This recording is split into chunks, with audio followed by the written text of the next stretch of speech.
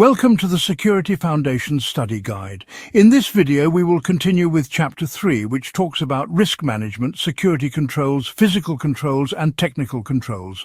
Oh, and please like, comment, and subscribe to the channel. All right, let's dive into Chapter 3 and get started.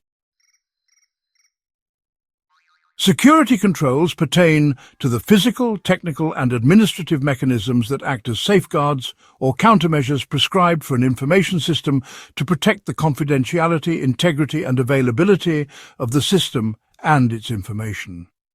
The implementation of controls should reduce risk, hopefully to an acceptable level. Physical controls address process-based security needs using physical hardware devices, such as badge readers, architectural features of buildings and facilities, and specific security actions to be taken by people.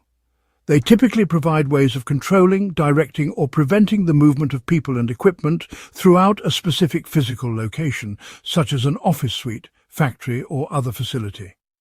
Physical controls also provide protection and control over entry onto the land surrounding the buildings, parking lots, or other areas that are within the organization's control. In most situations, physical controls are supported by technical controls as a means of incorporating them into an overall security system. Visitors and guests accessing a workplace, for example, must often enter the facility through a designated entrance and exit where they can be identified, their visit's purpose assessed, and then allowed or denied entry. Employees would enter, perhaps through other entrances, using company-issued badges or other tokens to assert their identity and gain access. These require technical controls to integrate the badge or token readers, the door release mechanisms, and the identity management and access control systems into a more seamless security system. Technical controls, also referred to as logical controls, are security controls that computer systems and networks directly implement. These controls, they can provide automated protection from unauthorized access or misuse, facilitate the detection of security violations, and support security requirements for applications and data.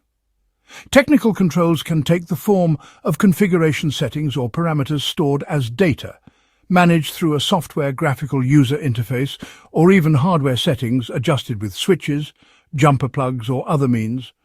However, their implementation always requires significant operational considerations and should align with the overall management of security within the organization.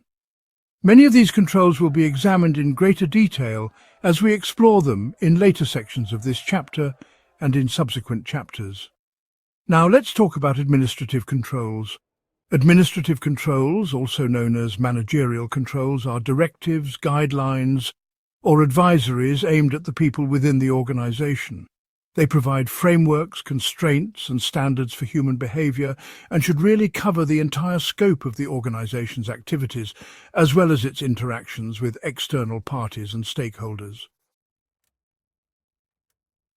It's vitally important to understand that administrative controls can and should be powerful, effective tools for achieving information security.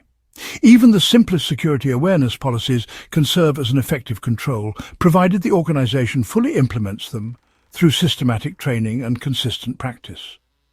Many organizations are improving their overall security posture by integrating their administrative controls into the task-level activities and operational decision processes their workforce engages with every single day.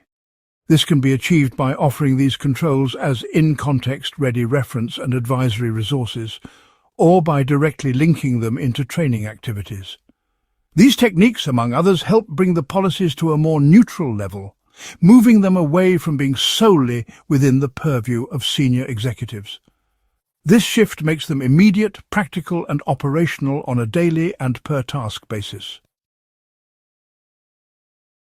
If you found this video helpful, please go ahead and hit the like button, leave a comment, and don't forget to subscribe to the channel.